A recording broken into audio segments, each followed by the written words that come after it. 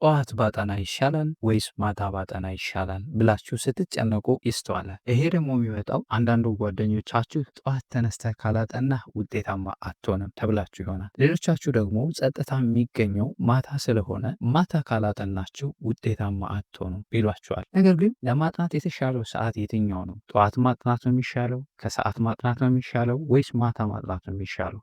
በዛሬው ቪዲዮ ጠዋት ከሰዓት እና ማታ ማጥናት ያለውን ጥቅምና ጉዳት አሳያችሁና ለእናንተ የሚስማማችሁን የጥናት ሰዓት እንዴት መምረጥ እንዳለባችሁ እነግራችኋለሁ። እስከ መጨረሻው ድረስ አብራችሁን ቆዩ። ከመጀመራችን በፊት ግን ሰላም፣ እንዴት ናችሁ? ከዚህ በፊት ለማታውቁኝ ፈንታሁን ጸው ይባላለሁ። በቋሚ ስራዬ የዩኒቨርሲቲ አስተማሪ ነኝ። በትርፍ ሰዓቴ ደግሞ ልክ እንደዚህ አይነት ተማሪዎችን ይጠቅማሉ የምላቸውን ኮንተንቶች በዚህ ዩቲዩብ ቻናል ክሬት አደርጋለሁ።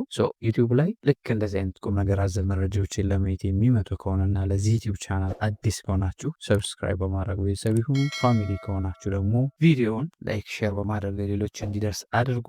እሽዳቤል አብዛኞቻችሁ የምታጠኑበት ሰዓት የተለያየ ነው። አንዳንዶቻችሁ ጠዋት ታጠናላችሁ፣ አንዳንዶቻችሁ ከሰዓት ታጠናላችሁ፣ አንዳንዶቻችሁ ደግሞ ማታ ማጥናት ደስ ይላችኋል። ነገር ግን የሁላችሁም ውጤት መጨረሻ ላይ ይለያያል። ውጤታችሁ ሲለያይ አብዛኞቻችሁ ጠዋት ባጠና ይሻላል፣ ከሰዓት ባጠና ይሻላል ወይስ ማታ ባጠና ይሻላል ብላችሁ ግራ ስትጋቡ ይስተዋላል። ነገር ግን የእናንተን የጥናት ሰዓት ከመወሰናችሁ በፊት ጠዋት ማጥናት ምንድነው ጥቅሙ፣ ማታ ማጥናት ምንድነው ጥቅሙ፣ ቀን ላይ ማጥናት ምንድነው ጥቅሙ የሚለውን እንመልከት። የመጀመሪያው የጠዋት ጥናትን ስናይ ይሄ የጠዋት ጥናት የንቁ የሆኑ ሰዎች ምርጫ ነው። ይሄ እንግዲህ ንቁ መሆናቸው ምናልባት በአዳፕቴሽን የመጣ ሊሆን ይችላል። እንግዲህ የጠዋት ጥናት ጠዋት ማለት ከ12 ሰዓት ወይም ከ11 ሰዓት ጀምሮ እስከ 2 ሰዓት አካባቢ ያለው ሰዓት ነው። እንግዲህ ይሄ ሰዓት አእምሯችሁ መረጃን ለመቀበል በጣም ንቁና ክፍት የሚሆንበት ሰዓት ነው።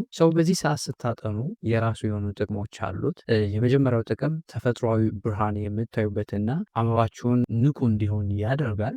ሌላው ደግሞ ትኩስ የሆነ ፍሪ የሆነ ኤነርጂ አእምሯችሁ ያለው ትኩስ የሆነ አእምሮ ምንም ነገር ያልነካ ጠዋት ላይ ፍሪ ኤነርጂ ነው ያላችሁ። ሰው ከጥሩ እንቅልፍ በኋላ ስለሆነ የምትነሱት አዳዲስና ከባድ ነገሮችን ለመረዳት ጠዋት ላይ በጣም አቅም ይኖራችኋል። በዚህ ሰዓት ሳይንስ ሪከመንድ የሚያደርገው ምን ብታጠኑ ነው የሚለውን ስናይ እንደ ሂሳብ፣ ፊዚክስ ወይም አዳዲስ ፎርሙላዎችን ለመያዝ ጠዋት በጣም ተመራጭ ነው። ነገር ግን ከነዚህ ላይ ማትስ፣ ፊዚክስ ወይም ሌሎች ነገሮች ቀላል የሚሆንላችሁ በአጠቃላይ ከበድ የሚላችሁን ኮንሰፕት ጠዋት ላይ ብታጠኑ ሪከመንድ ይደረጋል። ምክንያቱም ጠዋት ዩ ሃቭ ፍሪ ኤነርጂ፣ ከእንቅልፍ የተነሳ አዲስ አእምሮ፣ አዲስ ንቁ የሆነ ማንነት ስላላችሁ በዛ ሰዓት ላይ ከበድ የሚላችሁን አዳዲስ ነገሮችን ብታጠኑና ስፔሻሊ ማትስ ላይ ፊዚክስ ላይ ጋፕ ያለባችሁ ሰዎች እነዚህን ሰብጀክቶች ብታጠኑ ሪከመንድ ይደረጋል። ሁለተኛው የጥናት ሰዓት ከሰዓት የሚጠና የጥናት ሰዓት ነው። ይሄ ሰዓት ብዙ ጊዜ ተማሪዎች በጋራ የሚያጠኑበት ወይም ቤተ መጽሐፍት ውስጥ የሚያነቡበት ሰዓት ነው። እንግዲህ ከሰዓት በኋላ የሚባለው ከክላስ ከወጣችሁ በኋላ ወይም ከምሳ ሰዓት በኋላ ያለው ሰዓት ነው። በዚህ ጊዜ አእምሯችሁ ጠዋት ክላስ ላይ የተማረውን ነገር ከቀድሞ ከዚህ በፊት ከምታውቁት ጋር ለማገናኘት የምትጠቀሙበት ሰዓት ነው። እንግዲህ ከሰዓት ማጥናት የራሱ የሆኑ ጥቅሞች አሉት። አእምሯችሁ ሙሉ በሙሉ ስለነቃ ለትንታኔ ወይም ለአናላይሲስ ስራዎች ይመቻል።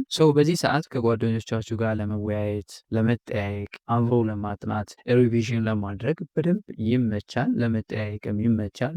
ምናልባት ግን ከሰዓት የሚጠና ጥናት ከበድ የሚለው ምሳ ከበላችሁ በኋላ እንቅልፍ ሊላችሁ ስለሚችል በዚህ ሰዓት ከባድ ንባብ ሳይሆን ቀለል ያሉ ስራዎችን ወይም ቀለል ያሉ ሰብጀክቶችን ማጥናት ይኖርባችኋል ማለት ነው። ስለዚህ ሪቪዥን ሊሆን ይችላል ወይም ቀለል የሚሉ ነገሮችን በዚህ ሰዓት እንድታደርጉ ሳይንሱ ሪከመንድ ያደርጋችኋል ማለት ነው። ሌላው እንግዲህ የማታ ጥናት ነው። አብዛኛው ተማሪ ማጥናት የሚወደው ማታ ነው። ማታ ጥናት የጸጥታው ንጉስ ይባላል። እንግዲህ ይሄ ከማታ ከ2 ሰዓት ከ3 ሰዓት በኋላ ያለው ሰዓት ነው።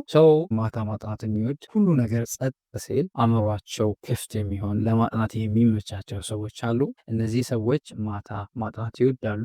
ማታ ማጥናት የራሱ የሆነ በጣም ስፔሻል የሆኑ ጥቅሞች አሉት። ከነዛም ውስጥ ማታ የሚያጠና ሰው ምንም አይነት ረብሻ ወይም ዲስትራክሽን የለም። ስልኮች አይጮሁም፣ ሰው አይረብሻችሁም፣ ኢቨን ፋሚሊዎቻችሁ አይረብሿችሁም። ሙሉ ለሙሉ ትኩረታችሁ በጥናታችሁ ላይ ብቻ ይሆናል። ስለዚህ ምንም አይነት ረብሻ ስለማይገጥማችሁ ፎከስ ለማድረግ አእምሯችሁ ከሚያጠናው ላይ ሙሉ ለሙሉ ትኩረት ለማድረግ ተመራጩ ሰዓት ማታ የጥናት ሰዓት ነው። ሌላው ጥቅሙ እንግዲህ ማታ የሚያጠና ሰው የማስታወስ ችሎታው በጣም ጠንካራ ነው። ለምንድነው ጠንካራ የሆነው? እንግዲህ ማታ ካጠናችሁ በኋላ ወዲያውኑ አጥንታችሁ ስጨርሱ ትተኛላችሁ። ሰው ያጠናችሁትን ነገር በረጅም ጊዜ ትውስታችሁ ወይም ሎንግ ተርም ሜሞሪያችሁ ላይ እንዲቀመጥ ይረዳዋል ማለት ነው። ስለዚህ ያጠናችሁትን ነገር እንቅልፍ ስተኙ ሎንግ ተርም ሜሞሪያችሁ ላይ ይቀመጣል። ሰው በደንብ ሎንግ ተርም ሜሞሪያችሁ ላይ ተቀመጠ ማለት ደግሞ የማስታወስ ችሎታችሁ በደንብ ይጨምራል ማለት ነው። ስለዚህ በማታ ሰዓት ምን እናጥና ካላችሁ አዲስ ንባብ ወይም አዲስ ስተዲ አዲስ ቻፕተር ማጥናት ትችላላችሁ። ማጠቃለያ ወይም ሪቪው ኩዌስችኖችን መስራት ትችላላችሁ። ሌሎች የፈጠራ ስራዎችን ምናልባት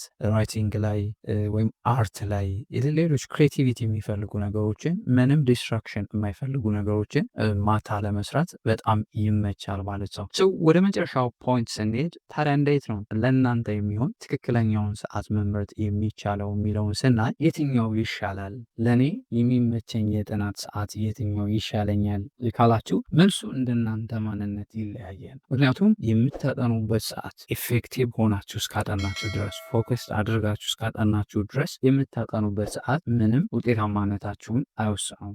ከመወሰናችሁ በፊት ንቃተ ህሊናችሁን ማወቅ አለባችሁ። የራሳችሁን ንቃተ ህሊና ማወቅ አለባችሁ። ጠዋት ተነስቼ ሳጠና ነው ውጤታማ መሆነው ወይስ ማታ ሳጠና ነው ውጤታማ መሆነው? ሁለተኛው አካባቢያችሁን ማየት ይጠበቅባችኋል። ከመወሰናችሁ በፊት አካባቢያችሁ፣ ቤታችሁ ጠዋት ይረበሻል ወይስ ማታ ይረበሻል ወይስ ቀን ላይ ይረበሻል የሚለውን ጥናት ሰዓታችሁን ከመወሰናችሁ በፊት እነዚህ ነገሮች ማየት ይጠይቃል። ሶስተኛው የእንቅልፍ ሰዓታችሁን ማወቅ ይጠይቃል። ማታ አጥንታችሁ ጠዋት ትምህርት ቤት የምታንቀላፉ ከሆነ የማታ ጥናት ለእንደዚህ አይነት ሰው ትርጉም የለውም። ስለዚህ ቀን ማጥናት ወይም ጠዋት ማጥናት ይጠበቅበታል ማለት ሰው። እንቅልፍ የምትወዱ ከሆነ ጠዋት መነሳት የማትወዱ ከሆነ ቀን ላይና ማታ ላይ ማጥናት አለባችሁ። ማታ ላይ ጊዜ መተኛት የምትወዱ ከሆነ ደግሞ ጠዋትና ቀን ላይ በደንብ ማጥናት አለባችሁ። ሰው የእናንተ ማንነት አውቃችሁ ንቃተ ህሊናችሁን በማወቅ አካባቢያችሁን በማየትና የእንቅልፍ ሰዓታችሁን በማወቅ የምታጠኑበትን ሰዓት በእነዚህ ዲፔንድ ሆናችሁ መወሰን ይጠበቅባችኋል። በመሞከርም ውጤታማነታችሁን በመመርመር መወሰን ትችላላችሁ። ሰው ዋናው ቁም ነገሩ የምታጠኑበት ሰዓት ሳይሆን በዛ ሰዓት የምታሳዩት ትኩረት ወይም ፎከስ የምታደርጉት ነገር ነው ውጤታማነታችሁን የሚወስነው። ስለዚህ ጠዋትም አጥኑ፣ ቀን ላይም አጥኑ፣ ማታም አጥኑ። ስልካችሁን አርቃችሁ ሙሉ ትኩረታችሁን ለጥናታችሁ ከሰጣችሁ የትኛውም ሰዓት ብታጠኑ ውጤታማ የማትሆኑበት ምክንያት የለም። በአጠቃላይ እናንተ የትኛው ሰዓት ላይ ማጥናት ይመቻችኋል? የጠዋት ሰው ናችሁ ወይስ የማታ ማጥናት የሚወድ ሰው ናችሁ ወይስ ቀን ላይ ማጥናት የሚወድ ታይፕ ናችሁ? ስለዚህ ለእናንተ የሚመቸውን ሰዓት ኮሜንት አድርጉልኝ። አይሆፕ በደንብ ጠቃሚ ነው ብዬ አስባለሁ። ቪዲዮ ከጠቀማችሁ እና ለዚህ ዩቲዩብ ቻናል አዲስ ከሆናችሁ ሰብስክራይብ በማድረግ ቤተሰብ የሆኑ ፋሚሊ የሆናችሁ ደግሞ ቪዲዮ ለሌሎች እንዲደርስ ላይክ፣ ሼር፣ አስተያየት ካላችሁ ደግሞ ኮሜንት ሴክሽን ላይ አስቀምጡልኝ። በሌላ ጠቃሚ ቪዲዮ እስክንገናኝ ለሀገራችን ሰላም፣ ፍቅር፣ አንድነት ይስጠን። ፒስ